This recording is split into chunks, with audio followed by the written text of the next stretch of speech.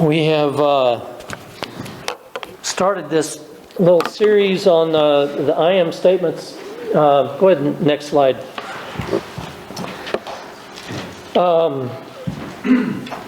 We've been talking about the number 7 in the Gospel of John. I don't have the time to really go into all of that, but Andrew touched on it last week, this idea that that the gospel of, and all of the gospels have this characteristic. They were crafted. It's not just somebody sat down and said, well, let me tell you this, this is what happened to me, or this is what I witnessed. But the gospels were crafted with a specific purpose in mind. And I know that it's probably fighting words, and some people would disagree, but I believe that the Gospel of John is the most cleverly crafted of the four. It is, it's just, you cannot get to the bottom of it. It just, and this study coming up to this sermon has been proof of that. I've been studying the Gospel of John for 40 years or more, and I just have seen so many new things. And when Andrew and I were kind of putting this together, I got the privilege of doing the first of the 7 and the 7 I ams of Jesus. And as I was thinking about it, I thought, man, that's not really all that exciting. The idea of, does anybody in here get excited about bread? Bread's just not a real exciting topic.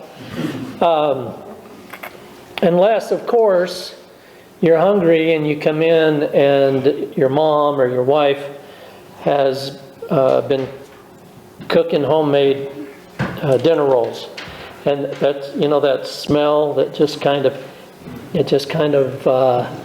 permeates. You guys hungry? Yeah. Or if you're putting together a roast beef sandwich with pepper jack cheese and Miracle Whip, not mayonnaise, Miracle Whip.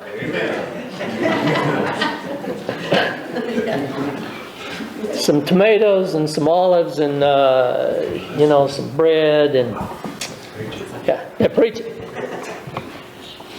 Ted Kell used to do this to us. We always, and not always, but one of the classes that I had with Ted, we had it just before lunch, and he would always go into this thing where he would tell some story about the meal that he had, and that was just, by the time he was done, everybody was like,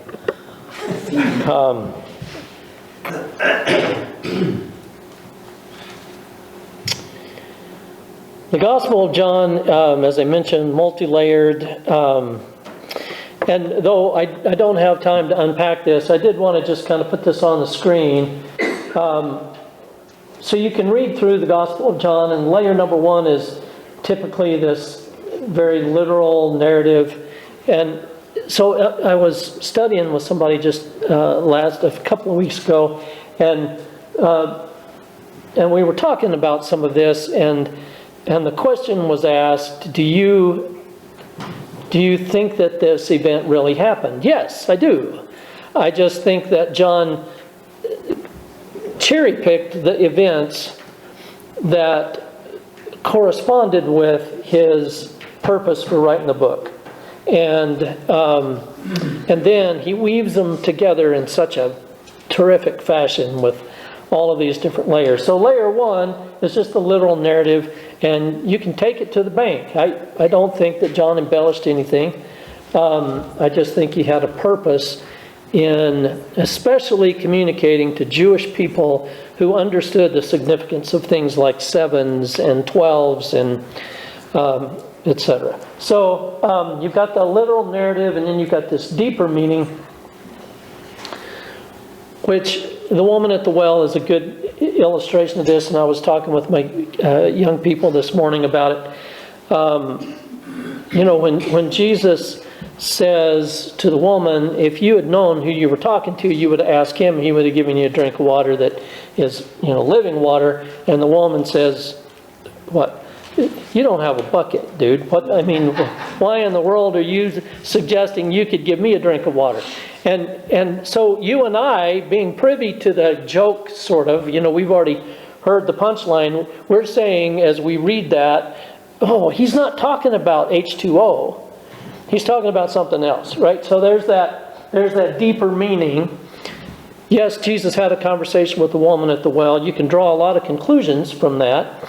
But then his conversation with Nicodemus, you must be born again. And if you haven't heard Andrew's piece on that, I think it's already up on the web.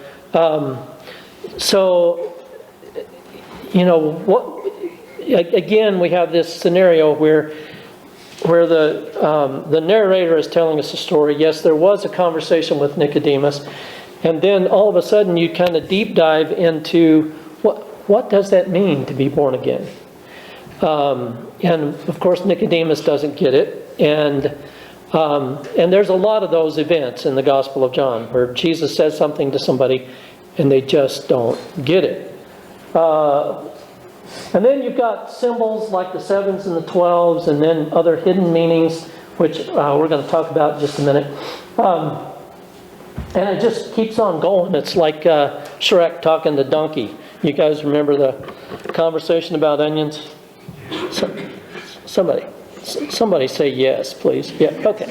Yeah, onions have layers. Well, parfaits have layers. There's that conversation. Well, there are just so many of these in the Gospel of John.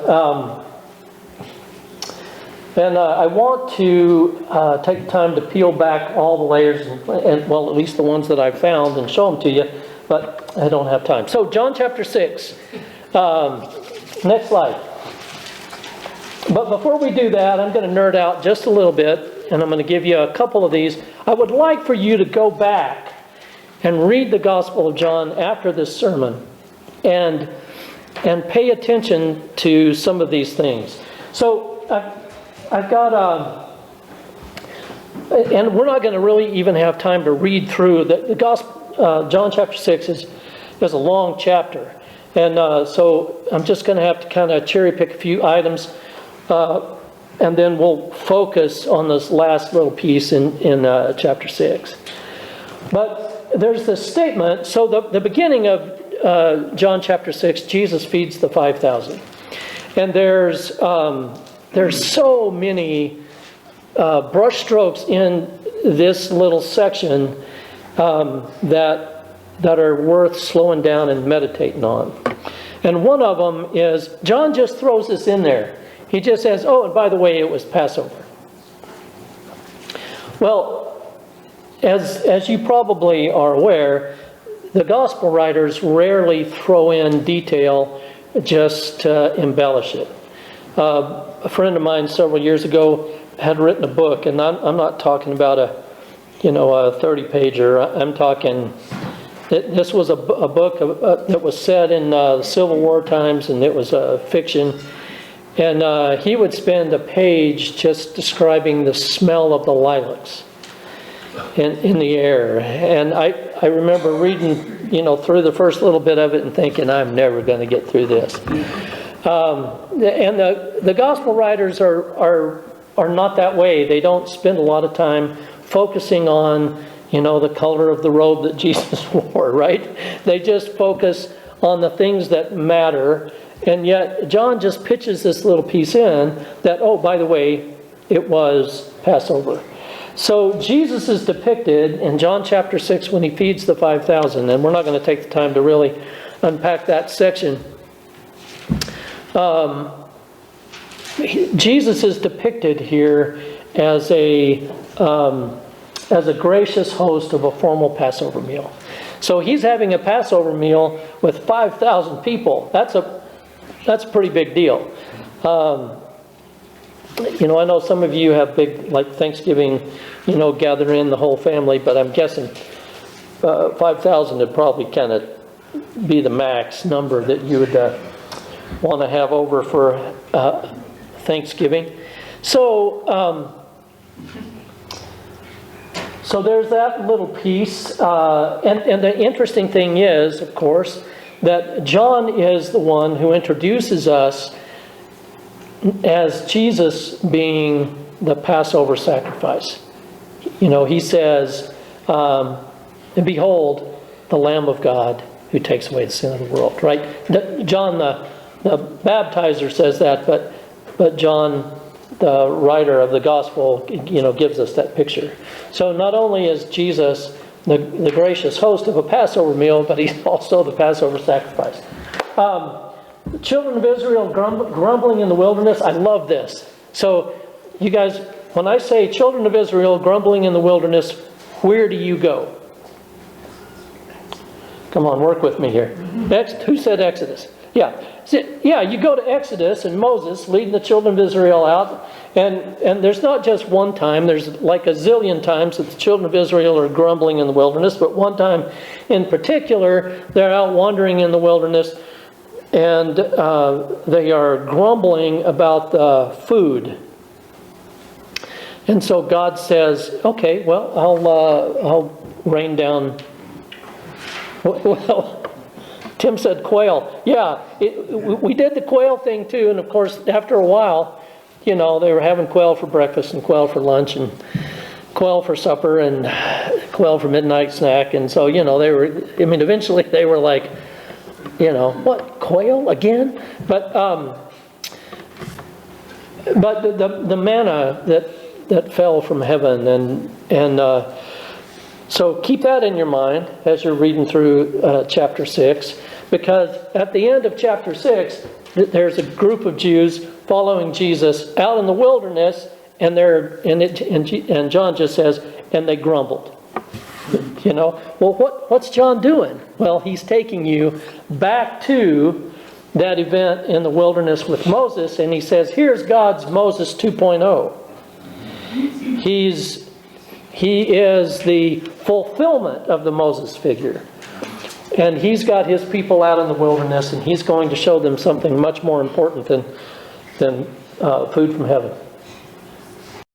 And man, I wish one of these days we need to just spend an entire hour looking at Daniel chapter 7. But because this is so integral to this discussion, I'm just going to do this quick. Daniel 7, this vision that Daniel has, the ocean is being stirred up by a great wind, and these 4 terrible monsters come up out of the water. And they represent, you've seen the monsters before in Daniel, they represent these 4 different nations that have been persecuting the saints of God, or that will persecute the saints of God. And so this one very boastful beast is walking up and down, and I think if you look at the context, he's saying, look at me, I'm great, I run the whole world. And so the saints are saying, well, we thought we were supposed to rule the world. And so God sets this trial in which he opens the books. The Ancient of Days comes in, and he opens the books, and he begins the trial. And into the trial room strides this character called the Son of Man. And the short story is that God says, beast, you don't get to rule. Son of man, you do get to rule.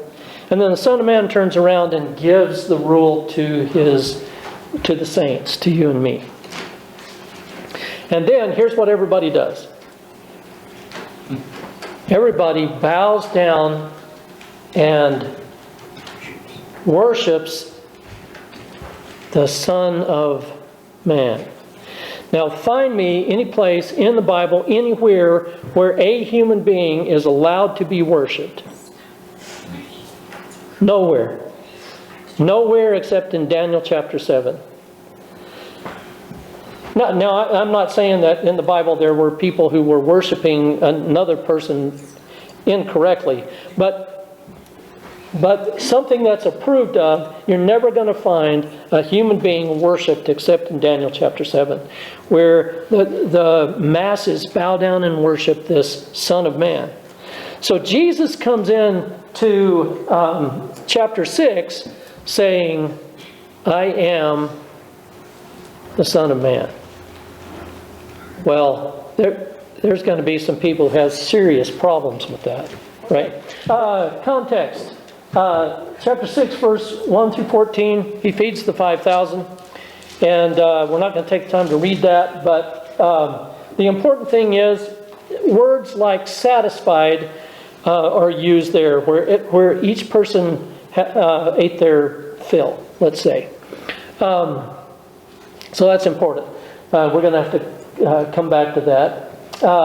They were satisfied for a day, but then the next day they were wanting more free bread, right?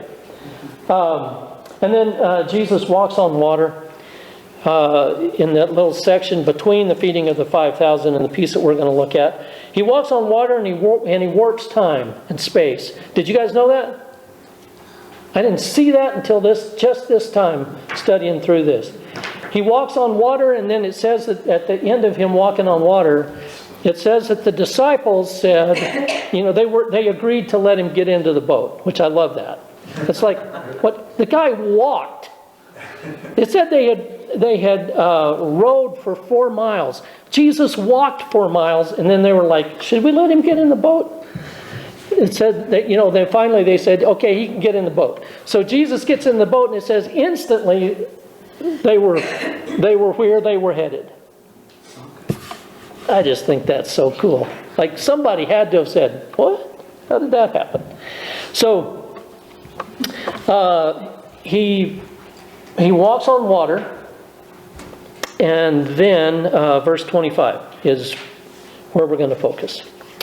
So this crowd finds him on the other side of the lake, chapter 6, verse 25, and they ask him, Rabbi, when did you get here? And Jesus answered, very truly, I tell you, I got here yesterday afternoon. Right? No. Don't you just love this about Jesus? People will ask him a question and he'll say, I'm not even going to answer your question. I'm going to go ahead and just get to the point. He says, truly I tell you, you are looking for me not because you saw the signs that I performed, but because you ate the loaves and you had your fill. By the way, I just got to say, Simon Peter brings this little kid with his sack lunch to Jesus at the feeding of the 5,000. You guys remember that? He had a few loaves of bread and a few fish. And Peter, Jesus asked him, how are we going to feed these folks? And one of the disciples says, well, even a half a year's wage wouldn't even give everybody one bite. And then Peter walks up and says, hey, somebody's got a sack lunch. I just love that. Don't you think that's just fantastic?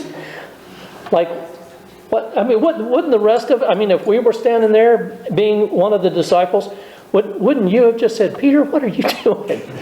I have a sack lunch. And Jesus says, hey, have everybody sit down on the green grass, by the way. There's another one of those details that you don't see typically in the Gospels. He had them sit down on the grass, which depicts this idea in Isaiah, which I don't have time to go into. But anyway, of the wilderness becoming a garden under the Messiah. Okay, you saw the signs I performed, but because you ate of the loaves and had your fill. Do not work, Jesus says, for the food that spoils, but for food that endures to eternal life, which the Son of Man will give you.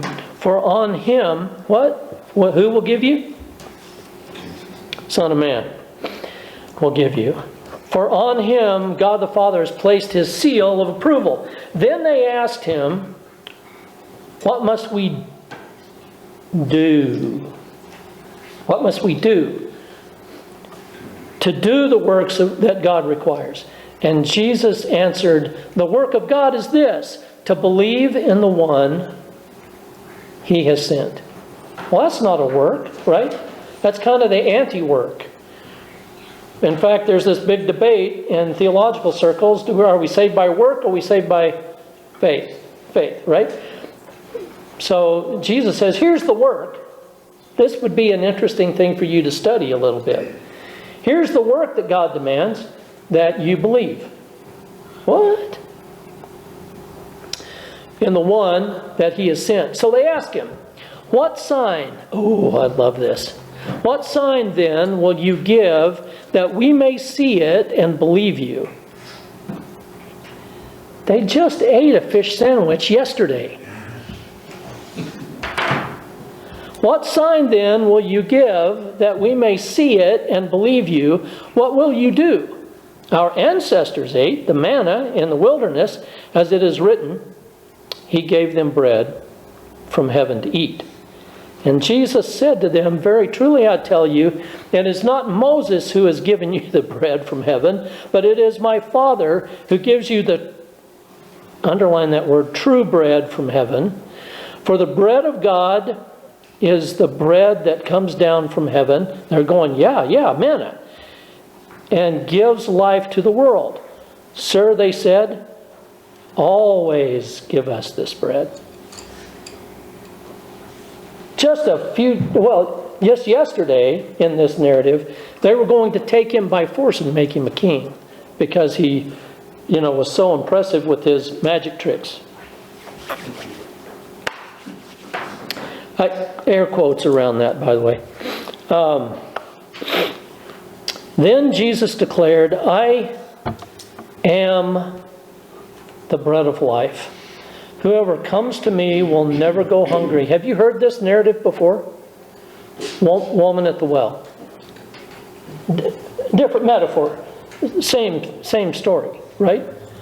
I am the bread of life. Whoever comes to me will never go hungry. And whoever believes in me will never be thirsty. But as I told you, you have seen me, and still you do not believe. All those the Father gives me will come to me, and whoever comes to me I will never drive away. For I have come down from heaven, not to do my will, but to do the will of him who sent me.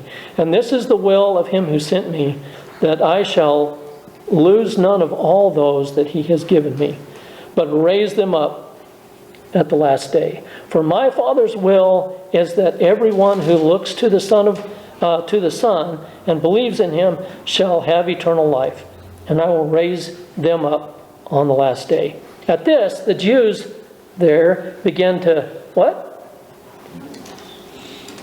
The Jews in the wilderness grumbling, and bread coming down, right? So, at this, the Jews there began to grumble about him because he said, I am the bread that came down from heaven. They said, is this not Jesus, the son of Joseph, and whose father and mother we know? How can he say, I came down from heaven? And Jesus says, I love this, stop grumbling among yourselves. No one can come to me unless the Father who sent me draws them, and I will raise them up. So he keeps repeating this, and I haven't completely gotten to the bottom of why that's the case. It is written in the prophets, they will be taught by God. Verse 53. Very truly I tell you, he's having this argument with these folks. Very truly I tell you, unless you eat the flesh of the Son of... What? I mean, this is really offensive. In fact, initially when I was putting this sermon together, there was a temptation to just kind of skip this section. Because it's just, I started out talking about baked bread and a roast beef sandwich, and then you kind of ease into Jesus telling this group of people, you have to eat my flesh and drink my blood or you can't be my disciple. And it was, I don't remember which one of our kids used to say, that's just disgusting. Well, This is just disgusting. Starting to, you've reached the point in this conflict where Jesus is saying, you have to eat my flesh and drink my blood. Using terminology, by the way, that hasn't even, you and I just did this, right? We ate his flesh, so to speak, and drank his blood as a commemoration of his crucifixion. And this terminology is something that we are aware of. Obviously, it's part of our assembly on Sunday morning. But this hadn't even happened yet.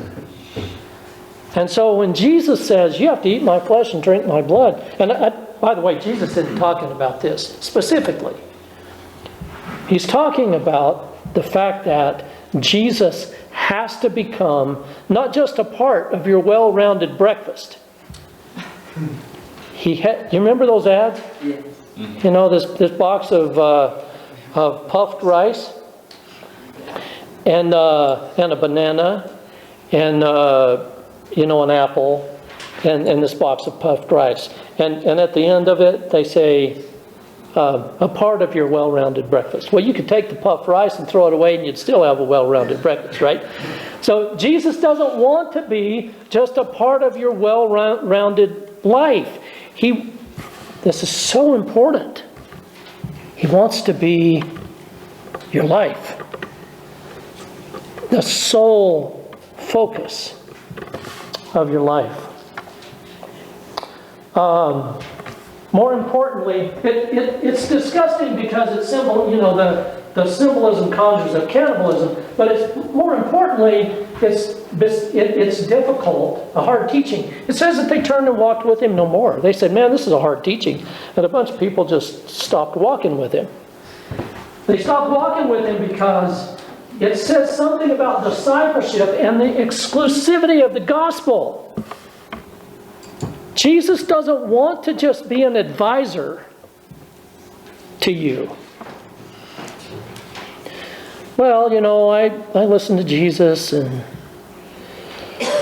I've got, these other people that I, kind of consult with on a regular basis. Jesus doesn't want that. And it says, by the way, that many of them turned and walked with him no more. And he turned to the disciples. I just love this. He turned to the disciples and he said, "You guys want to go too?" What? If you're just following for the magic tricks. Next slide. I don't have time to do much on this, but I did want to throw it out there.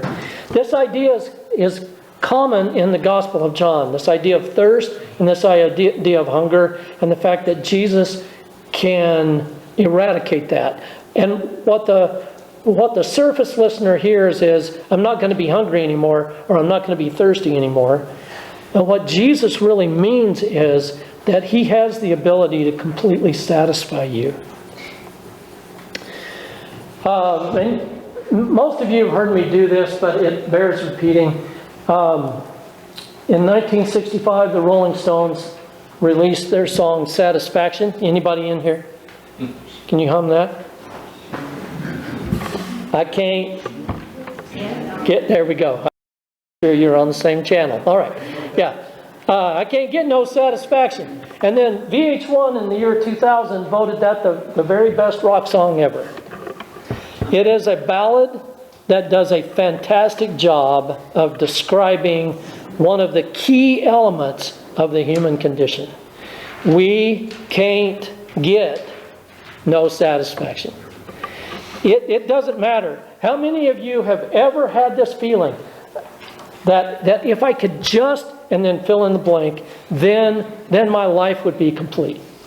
Has anybody in here ever felt that way? Am I the only? I guess I'm the only one. I remember about the time that I started dating Sabrina, we had several cars in our driveway, and they were all. Hope my dad doesn't listen to this. They were awful. I mean, the coolest car there was a Plymouth Duster. Okay, and so if I was really good, I could take the Plymouth Duster out when I, went out on a date. And then, my buddies started driving Camaros, and I thought, if I could just, get beyond the Duster. If I could reach that, that level, then everything would be better. And so finally my dad put up the down payment for me to buy a 1974 Grand Torino. I'm here to tell you, I had arrived, and yet it really didn't fill the hole. The Jews would say the spirit is too big for the body. I heard somebody several years ago call it the eternity gap. I love that. That you were built for eternity and nothing on this planet is ever going to really satisfy you. Nothing. No matter how wealthy you are, no matter how popular you are, no matter how beautiful you are, no matter how athletic you are never, ever going to be satisfied. And I can point to a latitude and longitude that will prove this to you. All you have to do is stroll down or read about or watch on TV a little place in California called Hollywood. Or look at all of the people who have achieved the absolute apex of athletic prowess and how empty. I mean, there's just no life there. And you think, well, if I were there, it'd be different. No, it wouldn't. Because nothing on this planet is ever going to satisfy the human being who is made for eternity. David got this in Psalm 23. Really appreciate Charlie and what he presented this morning. Psalm 42, as the deer pants. See, right? David understood it. Next slide. Jesus says, "Come to me, I will satisfy you." This is the reason, this is John Dennis saying this, but I am convinced that this is the reason that most Christians will never get, when Jesus says in John 10, "I came to give them Zoe life," the apex of human existence. I came to give them life and to give it more abundantly. The reason that I believe most Christians will never get Zoe out of their religion is because they're not willing to put Jesus as the one thing that they pursue for satisfaction. They spend their life chasing after all of these other things, fame, fortune, money, health, wealth, whatever it is. If I could just get this, I'll be okay, but I'm going to go to church because it doesn't hurt to kind of rub that rabbit's foot, right? So I'm going to go to church and listen to some stuff about this guy, Jesus, and then I'm going to spend the rest of my week chasing the stuff that I think is going to satisfy me when I finally get a hold of it. And I'm here to tell you, mark it on your calendar.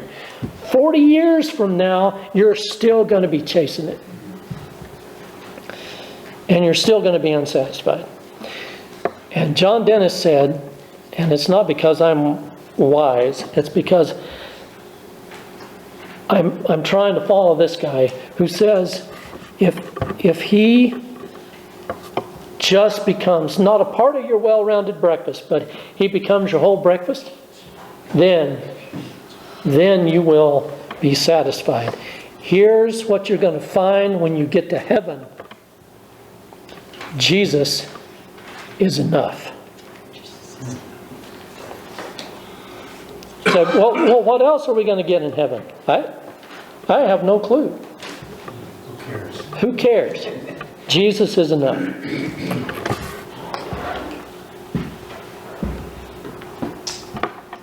Many left the movement. Jesus dismisses the 12, and I love this. Peter, for once, Peter gets it right. Jesus says, what, you guys want to leave too? And Peter says, and, oh man, you just want to cheer for Peter. Because other than this one event, every time the guy opens his mouth, guys, I mean, there's two things about Peter. He's a fisherman who never caught a fish without the help of Jesus. And every time he gets in a boat, there's a storm, come to think of it. And every time he opens his mouth, he says something that is epic in its stupidity, right? And everybody, who is privy, on this side of it, everyone, is saying, oh, Peter, don't say it. Don't. Lord, it's good for us to be here. Let us build 3 tabernacles, one for you, one for, Moses, one for Elijah. Oh, dumbest thing. Not so, Lord. Jesus said that. Anybody in here ever walked up to Jesus and just said, oh, you're wrong? I love that. The one time Peter gets it right. Jesus says, you guys want to leave? And he says, where would we go? You have the words of life.